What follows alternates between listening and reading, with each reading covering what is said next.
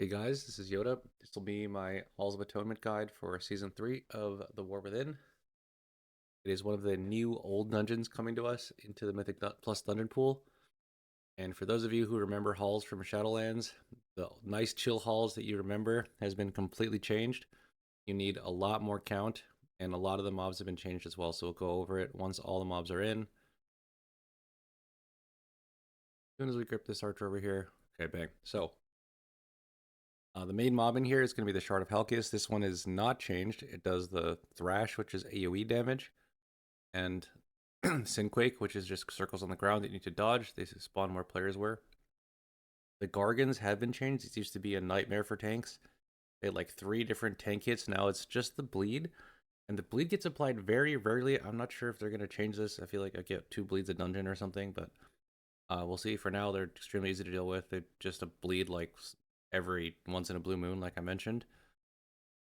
There's also these Dark Blades here. They apply this debuff every time they melee. I feel like this should have had a cooldown or something, but anyway. This is 2% extra damage taken per stack. You will notice that this is actually magic dispellable, so if you're a dwarf, you can take this off. Do not expect your healer to dispel you, however, because they're going to be busy with the other dispels in the pool. So, these obliterators have been changed in 2 ways. Number 1, Wicked Bolt used to only hit the tank, so you could, instead of kicking it, you could just kind of defensive through. Now they go on any, like, random other things, so they can target any player, and they can also target pets. So if you're like a rider on Holy Decay, they can target any of your riders. If you're like a Demonology Warlock summoning the whole menagerie of imps, they can target the imps. If you're a Sun Fury mage and you summon an Arcane Phoenix, they can bolt the Phoenix and make the mage very, very sad. These are I've kind of been playing like every bolt needs to be interrupted, but obviously if it goes off on some random pet, it's fine. If it goes off on a player and doesn't kill them, that's probably okay too. It's really more scary during the shoot, which the Houndmaster does, and during the Thrash, because you don't want to have overlapping damage. The other change they did with those is they made the Curse of Obliteration, which used to be an interruptible cast. Now it just goes off without a cast time, period, and they also made it a magic dispel. So the counterplays we had before, which were interrupting and curse dispels, are now removed. It's only magic dispel that can deal with this. So as you guys may know, there are only 3 ways to magic dispel, or 4 ways, I guess, in this game. Number 1 is the classic healer dispel. It's on like a 8-second cooldown for most healers. Number 2, dwarf. Number 3, there is priest mass dispel, either from shadow priest or healer priest. Number 4, it's warlock imp dispel. Those are the 4 main ones that people use. Obviously, there's like random immunity as well that work, but those are the 4 main ones. Warlocks are probably not going to be playing Dispel Pet in these dungeons because there's so many interrupts to deal with from all those spam wicked bolts.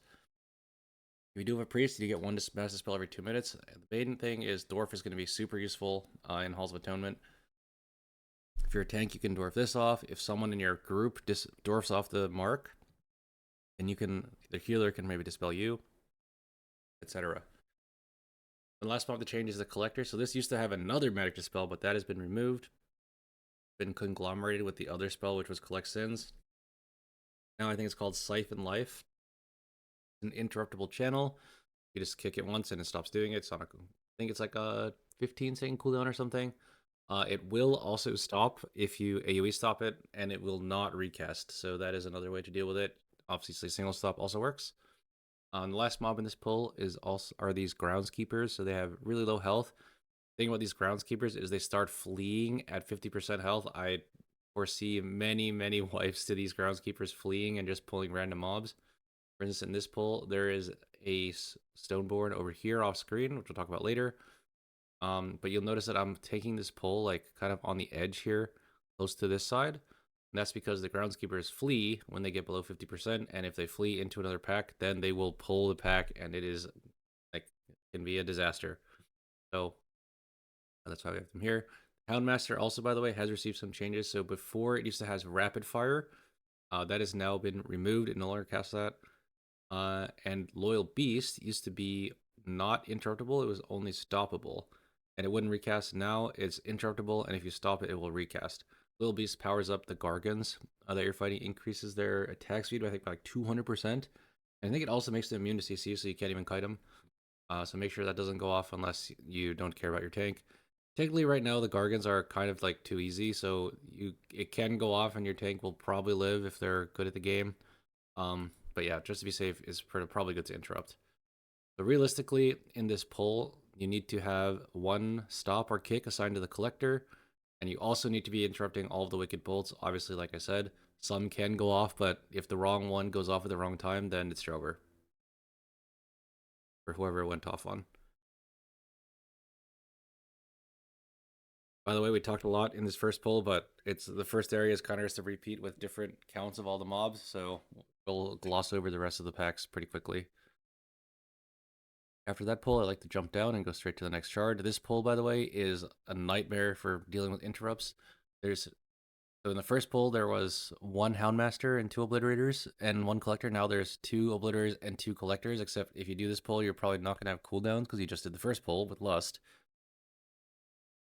So good luck doing this without a Prot Paladin or a VDH or a Warrior or something.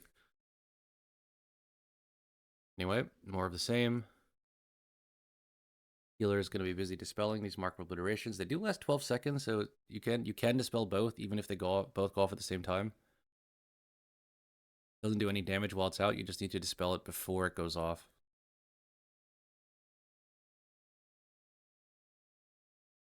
All right, after this, we are going to go to the middle, I believe. This is another pull where the healer cannot dispel the tank. There's two Dark Voids applying this debuff, but there's also two Obliterators that they have to dispel the debuff from. So dealing with this debuff is going to be a challenge, I think, for a lot of tanks, especially if you cannot be a Dwarf, or if your group doesn't have Dwarfs. There's no shard in this pull, so random bolts can kind of go off sometimes as long as they're not on an important pet. You'll notice that I am taking it all the way like back here. That's so the groundskeepers, again, don't flee into random mobs. Very important. Like when you're playing this pack, this Stunted as a tank, it's very important to know like where you're going to tank every single pack so the groundskeepers do not run into other packs. Next we're going up here. I think this might be a 0 Stormborn route, so I'll have to talk about them separately later. I think we fight at least one later on. Anyway, now that we've killed the first two shards, we're going to the next shard. So the way the boss spawn works, you can see at the top here, Halkias's Anima. Basically, every time you kill a shard, you get 33%, but it takes a little bit to actually drain. So what this functionally means is that, first of all, you need to kill all 3 shards before the boss spawns. Second, after you kill the 3rd shard, there's like 30-ish seconds before the boss actually spawns, so you have to do something in those 30 seconds. We're making our way over. Notice that we have not pulled any of these Stoneborn Slashers. They have significantly changed since Shadowlands. You can no longer control them like a Sventhir. And they have many new abilities that you do not want to deal with, usually. I would consider them usually not worth the count.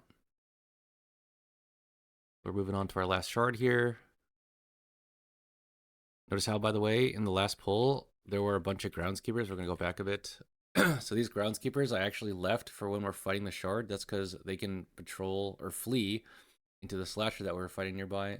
But if we're in here, they're all just going to run around in the gazebo and not cause any mayhem.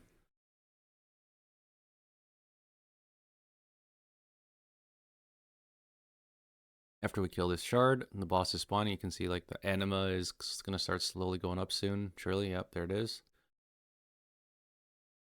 We're doing a pull, I think, before the boss spawns. I don't remember what version of the route we had here. Okay, so we're just going to start pulling the middle trash. Once the middle trash is dead or dying or the boss spawns, we're going to pull the boss probably. Okay, so we do pull the boss. This pull is significantly easier, I would say, than it was in Shadowlands, mainly because these Gargants have been significantly tuned down, so they're not as much of a tank threat. This boss has changed a little bit since Shadowlands. You still have to stay in this circle or you get feared. And he still has this tank hit, Crumbling Slam. He still casts Heave Debris, but something I don't believe was there in Shadowlands is you notice when he hit this Crumbling Slam on me, everyone in the group took damage. Not just the tank. So every time glass shards form on the ground, it hits the whole group. So whether that's Heave Debris or Crumbling Slam, every time he does this, it hits a group. Previously, I think this boss was probably doable without a healer, so now this kind of adds the healer requirement. Generally, if your healer's like alive, this will not be an issue. However, there is one thing that's dangerous. Obviously, if your healer dies or is like feared or something, then it becomes an issue. Number two, if you're pulling a Hounds Master with the boss, and people tend to pull trash with this boss, if it has a shoot that overlaps with the boss's, like one of the boss's mechanics that does AoE damage, that could easily kill someone, so watch out for that. But this is the beams. You can see like my Bigwigs has changed the name of the cast bar to actual beams. I think it's called something else like Synlight Refraction or something if you don't have Bigwigs. Oh, it's called Refracted Synlight, actually. You can see it here. Uh, so basically just don't be in the beam. You want, as the tank, you want to be moving the boss before this beam cast so that people can move around in a circle while not running over these glass shards. I'm not doing a great job of it here since this area is kind of covered. But that is the main tank struggle in this fight. You want to move the boss such that these beams do not force people to run over glass. If you do have to run over something, then it is better to run over glass than to run through the beam. The beam is like almost certainly a one-shot on most DPS or healer, like non-tank specs. Also, worth noting, 50% of the time, this beam will change directions halfway through the cast. So don't get caught off guard by that. Make sure you keep your distance, especially on the halfway mark. Alright, so we're going to move him away from the glass. This whole boss, basically, is space management. Space management plus, you know, use a cooldown on the tank hit. Make sure people aren't dying randomly to rotting out from multiple AoE hits. And also, generally, this boss is still considered relatively easy, so we will be putting a lot of trash into it. This is where spacing can get really difficult because you have to run around the entire boss room pulling trash, or you want to run around the entire boss room pulling trash, so your like Arcane Mage does more damage, or whatever random class does more damage, and it's just an efficient way of dealing with trash, while making sure any patrols that are still there are not pulled, and also making sure that your group has space to move around with all this glass on the ground, and they have to dodge the beams. So basically, it's all space management really on this fight. Don't be afraid to like quickly run over the glass, especially as a tank. But obviously, don't bathe in it, or bad things will happen. And that is the whole boss. All right. After this boss, we are going to go upstairs. So you'll notice that they did change the count massively. We've killed Halkias, and we only have 55%. So we have to basically play a lot of trash in the second boss area, which we never had to before. So this is gonna, even if you played in Shadowlands, this might be, you might be learning some things about some of these mobs that you didn't know before. Also, some of these mobs, a lot of these mobs have been completely changed. So we do opt to lust this pull. We'll go over the mobs in the pull. So this Obliterator and Dark Blade are the same ones from before. The Ankle Biters are, I think they were still there in Shadowlands. So they basically pick a random person, do initial damage, and they apply this bleed. This bleed has been nerfed since then. I believe it only lasts 5 seconds now instead of 8, and it stacks up. So basically, if you pull too many of these and they don't die, then they can stack up and cause a lot of issues. But if they die quickly, then it won't be a problem. The other new mob in this pull is the Stoneboard Reaver. So this is a tank hitting mob. It's immune to CC, and the main ability that it does is Mortal Strike, and this Mortal Strike can overlap with other Mortal Strikes. So you can see this debuff on me, that's from Mortal Strike. It does a decent chunk of damage on the first hit, and it also applies a healing debuff, 35%, and it can also stack up, so you have 3 of them, so if you get all 3, then you have like 35% and 35%, and then another 35% from the Mortal Strike, so it can be really scary. Obviously, as a Paladin, I do have some trumps against that, such as Lay on Hands, which goes through healing absorbs, or healing reduction, Bubble, and just strong cooldowns in general. They also cast this Turn to Stone, which you'll never guess what it does. You know, don't sit in the circle or you'll be turned to stone. This used to work on pets also, but they have changed that. Pets no longer get stunned by it. Since this is a lust pull, we are going to be pulling like a massive number of ankle biters. You can see what's happening to our health bars here. Fortunately, we are, are in lust, and we have a Resto Druid, so our healths are kind of at a safe level. Once we have done with this pull, we're going to go to the next pull. Okay, so this pull is more of the same. There is a new mob here called the Eviscerator. The Eviscerator basically casts Hurl Glaive. This is only ability. It doesn't have Glaive Storm anymore. Hurl Glaive is the only ability. I believe it bounces. There's no cast time or anything. It just hits a random player and bounces off them. So don't be within 5 yards, I think, of each other, maybe 10 yards. I'm not exactly sure the radius. But you do want to generally be spreading out against these. If these are pulled with the ankle biters, that can be very, very dangerous because the ankle biters, give you unavoidable damage, and this is even more unavoidable damage, so it can add up and become a big struggle for your healer.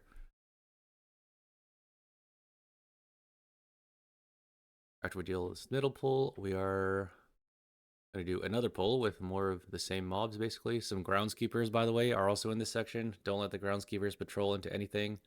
There's this slasher that patrols around. I think we're going to end up pulling him here. Yeah, here we go. All right, the first slasher we've engaged. By the way, there are many other slashers in the dungeon that we have purposefully avoided. In my opinion, this mob is not worth fighting if you can avoid it, especially in high keys. And lower keys is kind of whatever. So he has 3 abilities. Number 1, Stone Fist is the tank hit. Does a lot of damage. I think one of them will do more than half your health bar on a decently high key. Even through a light cooldown. So if there's 2 of them, you're basically dead if they overlap, unless you have a really strong cooldown. They also have Disrupting Screech, which is interrupting shout. It's basically the same thing. Does group-wide damage. It is LOSable, and it's an interrupt. If you're casting when it goes off, you will be kicked. And they also have Powerful Swipe, which is just a frontal. They're also immune to CC, and they have a large chunk of health. You can see this one has about 900 mil at max health, compared to an Obliterator or a Groundskeeper has like 276 mil, right? So this has a lot of health baseline. So it's kind of just like pulling an extra mini boss if you fight these. So in my opinion, obviously as I mentioned, not worth fighting. But this one patrols, so it's really hard to avoid. So we do end up fighting it. The main game, I would say, in the first area, especially of Halls of Atonement, is making sure that these groundskeepers do not patrol into Stoneborn Slasher. This is like the entire game almost, other than interrupts. Anyway, once he's dead, we will be looking to move into the boss room. So you'll notice that there's 2 Stoneborn Slashers blocking the boss area. I don't know why I have MDT open right now. I think we're waiting for them to turn to stone. So basically, if you pull one of these slashers and they're both active, then they both aggro. So then you're locked into a double slasher pull, which is, technically you could win, but is it worth it? Probably not. So we're literally sitting here waiting for these to turn to stone. If you click on them, by the way, you will see a buff. Like, I think you saw it for a quick second there. I'll go back and show the frame. So I click on it to see. Oh, I clicked off that really quick. Anyway, you click on it to see how long the debuff is. You can see here it's 5 seconds more. After 5 seconds, it's going to turn to stone. When it's stone, it has another different debuff. So bang, it turns to stone, and we're going to be heading up with some trash into the boss. So this boss, I believe, is quite similar to how he was in the Shadowlands. There is one major change. So he still does Blood Torrent, which we'll see in a moment. Boom. Targets a player, drops random blood on the floor. Ideally, don't bait this in the middle if you can avoid it. Next, he casts Stone Call, which summons a bunch of these small little stone fiends on the side. They will cast Volatile Bolt or Villainous Bolt on their aggro target. So as long as they're on the tank, it's fine. The Villainous Bolt also does like pathetically low damage, so don't really worry too much about interrupting it. Mostly you're like farming their interrupts in case your class gets something from interrupting, such as Prot Paladin. But if they are casting on like a non-tank player, it can be annoying. So one thing you will notice, which while I was talking about those, so he casts Flesh to Stone. Before, this used to actually stun everybody, but now it only stuns the guy that he's jumping on. So it only stuns the Warlock here, and he picks the Warlock. The mechanic here is that once these Stone Fiends die, you want to have this jump hit them, otherwise they'll come back. So when they quote-unquote die, they turn to stone, and then you need to have him jump on them to shatter the stone statues, so they don't come back. If you don't do this, obviously they will come back. And also when they die, they do explode. So if they happen to be dying at the same time that he's jumping on someone, that person is in danger. So you can see here I use Sack on the Warlock. And he also uses Dark Pact, so he will not be in danger. But yeah, we do commit some resources to that. Also, after he jumps on them, he applies this dot, so healers beware. One awesome thing, of course, about Mage and Death Knight, as you may have guessed, is that Mage can immune stuns with their Blink, or blink out of stuns. And DK can also immune many things on this boss. They can immune the stun with IVF, and they can immune the dot with AMS. So if you have these two classes and he picks them, then, you know, basically a freebie, which is why they're so good in Mythic Plus. Anyway, tangent. More Blood Torrents. He's going to stun another person. See who he picks. So he picks the DK. You can see he simply IBFs and walks out of it. Does he walk out of it? Okay, he doesn't walk out of it. He just IVFs to keep off time and takes the dot to the face. Who cares? He's a DK. I don't want to see when it picks the mage. Okay, Flesh of Stone on the Druid. We sack. Who's the next person he's going to pick? Flesh of Stone on the DK. So he never actually picked the Vature, so Blink didn't really matter. Not sure why I didn't AMS. You can technically AMS and you won't get this dot. So that's the boss. Basically, the whole name of the game is kill the ads close-ish to each other. Ideally, you have some sort of way to get them in, like Divine Toll, Sigil of Chains, Sigil of Silence, which you would alternate. You wouldn't use them together. AoE Kick from Warrior, etc. You know, if you're playing a Brewmaster, good luck. Anyway, next we're going to go into this pull. So I think I was still pulling it out in this video. Yeah, we're pulling it out. You can also fight it inside. In my opinion, if you pull it out, it's easier to spread out. And these eviscerators, remember, have the hurl glaive, so it's easier to fight them when you're more spread out. The main danger in this pull, as long as these Gargants are still like their really easy version, tank is not really going to be in danger. There is a Mortal Strike, but it's whatever.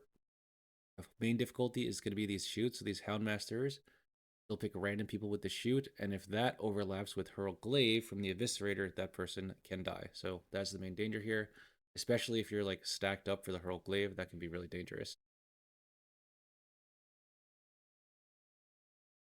All right, after this pull, we are going to be going up to this boss. This boss has been significantly changed.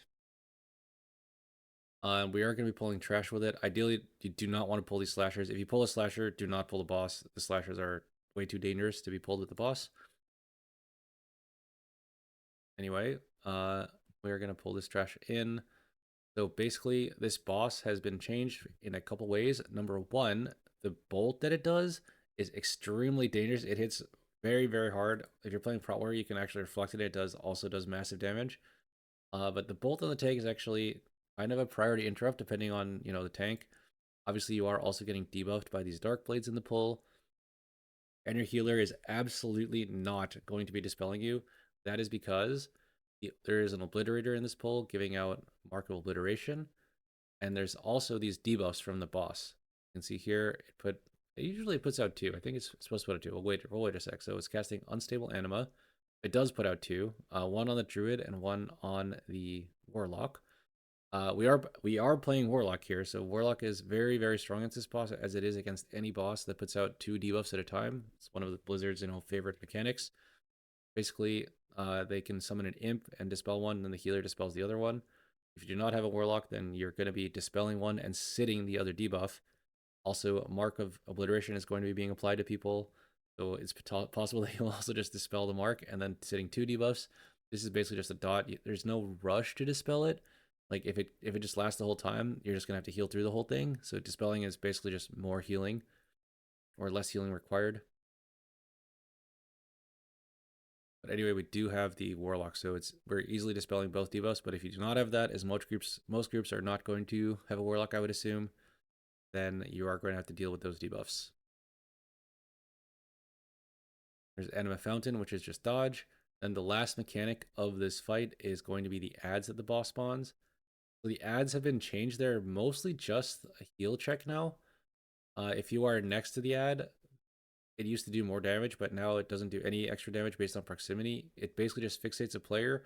It will melee you, by the way, so if you're next to the ad, be careful for that.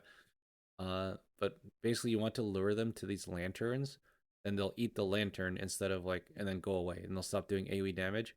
So basically, your healer has to heal through the pulsing damage of the ad, plus like whatever debuffs are out, until the ad makes it to a lantern. I believe the like 6th or 7th ad or something does not have a lantern to run into, so yeah, that one like lasts quite a bit longer than usual. But other than that, you know, just run them into a lantern. They should last like 5 to 6 seconds ideally, and call it a day. And that's basically the whole boss. You can see when you're tanking this boss, obviously you want to be tanking it next to a lantern ideally, so that your melee don't have to like leave the boss to lure the ad to a lantern in case they get fixated. And that's really the whole boss. All right. So now this boss is dead, we are going to go to the mini boss. So the mini boss, I believe, has been significantly changed. By the way, these fountain swirls are real. Watch out for those. I think we're okay. So this mini boss has a couple of the same abilities. Dark Communion. This used to be like a full heal, no matter how many souls it ate. Now it is definitely not going to do that. Every cast I think is going to be like roughly 30-ish% of the boss's health if it gets like a full drain off on all ads. Uh, there are a bunch of different types of mobs in this room, so when he casts it, he turns these tormented souls into manifestations of envy. So he can only gain health by the tormented souls. So like the timer mobs, quote unquote, are obviously the mini boss's own health and the tormented soul. So before, damage to the mini boss almost didn't matter because like he would just full heal on his next cast of Dark Communion anyway. Now he will not full heal. He's just going to heal like a lot. So damage to the tormented souls matters and damage to the mini boss matters. Right in this video, we are going to Lust so we can do as much damage as possible so he gets as few Dark Communion casts off as possible. So that's basically how we're dealing with the boss. If you have like a really good spread cleave class like Shadow Priest or Moonkin, you can also play to just kill all the tormented souls. The manifestations of envy, I think, are slightly more dangerous than before, but I'm pretty sure they have the same ability. So they have Mark of Envy, which just fixates a player. And he can also cast Disperse Sin on the manifestation of envy, which makes it explode.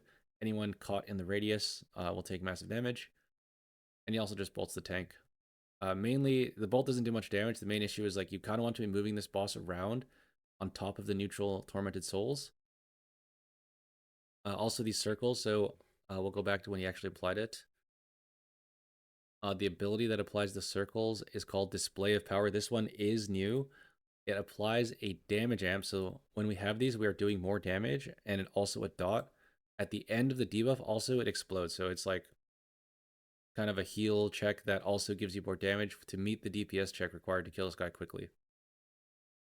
Now we have to spread out. At the end of the debuff, it does explode, doing decent damage. Obviously, if you overlap with someone, you're probably dead unless you're the tank. This is the Dark Communion cast. He does get one full cast off, which is going to hit, all full health tormented souls. He heals from 40% to 45%. So it's not nearly as big of a deal as it was before. Before it was basically guaranteed full heal every time, but now like damage on him matters the entire time. Here's the Disperse Sin. You can see him targeting one of the manifestations of envies. Some of them do fixate and some of them do respect aggro, so watch out for that. So this is the one in melee. It's getting exploded. So if you were in this circle, basically you would die. And it also puts some poop on the ground that you can't stand in. That is the whole mini boss. This mini boss is extremely dangerous now with the extra dot plus fixates from the manifestations of envy. And he can also heal, so I do recommend lusting the mini boss if you are able to do that. It's a 32-minute dungeon, so unless you lust instantly off cooldown, you're basically playing for 3 lusts. And I think one of those should definitely be on the mini boss just to save time and because he's really dangerous. Next, we move on to the boss. So this boss has received one, I think, major change. The Stigma of Pride still hurts as a dot. Watch out for it as a tank. So the change is this telekinetic toss now does damage when the statue lands. Boom, you can see it hit our whole group. Suffering is the same. It's just the frontal. Also, if the statue hits another statue, then they will both, like you saw the damage we take, boom, we saw damage we take there. If it hits another statue, you'll take double that. So be very careful for that. I think this Erupting Torment is, I think this already existed, but basically the statues all erupt too, along with the boss. Don't stand in it unless you're a tank with a cooldown. This boss doesn't do that much tank damage, so you kind of can stand inside if you really want to, just to keep uptime, as long as you have a cooldown running. Just watch out for the Stigma of Pride. That dot also really hurts, so if you cast that and you don't have a cooldown because you're standing in the circle, then, well, unlucky. Alright, so he kind of repeats until the intermission, which happens based on percent health. I think it happens at 70. Yeah, at 70, he'll cast Door of Shadows and teleport to the middle of the room. And then he will cast Telekinetic Onslaught, which removes all of the statues like next to him. Boom, boom, boom. Don't get hit by these, but obviously if you get hit by a statue while it's flying in the air, whether it's the other cast or this cast, you will probably die. Then he spreads them out, and he's going to cast a Ritual of Woe, where he channels a beam to the statue. If that beam hits the statue, then it does raid-wide group damage, so you don't want that to happen. You want to intercept the beam. Something that does work, if you stand, as you can see, there's like a little line in the ground, like where the tiles are. You stand exactly in between them, directly in melee of the boss, like in his hitbox. You can soak 2 beams, and you'll only get 1 debuff. So as a tank, almost always, you can see exactly where I am here. You want to be soaking 2 of the lines. You can see our DK on the other, well, you can't really see him, but he is on the other side, and he's soaking it with AMS. So basically only have 2 lines, or 2 people taking damage. The other players who are not like the tank and the other person designated to soak should probably spread out and be ready to cover in case like the soaker misses their exact correct pixel. One of the lines can leak out and hit one of these statues, and your group can be in massive danger if that happens. After that, he always casts Erupting Torment. Everyone except the tank, probably. Maybe the tank also will run out, and he just repeats the rest of the phases. One thing also to note, right before this Ritual of Woe, he casts Telekinetic Onslaught. You'll see this actually is a pretty strong raid-wide damage event. You can see that everyone in the group already has a personal pushed, plus has a massive shield from the healer trinket. If we did not do this, like if you do not prepare, you are going to take massive damage. I think this actually credits 4 statues landing, so it's like basically a raid-wide damage event that is a one-shot check. Make sure you have cooldowns running for that. Anyway, from there, the boss basically just repeats. One thing I have noticed is that Stigma of Pride, for some reason, doesn't cast really all that often other than the very first one of the fight, so you can kind of just use cooldowns to stay in the Erupting Torment, but obviously do remember, if you do that, it is a little bit dangerous in case he does apply the Bleed Leader. Anyway, that is going to be it for the Halls Guide. Thank you all for watching, and peace out.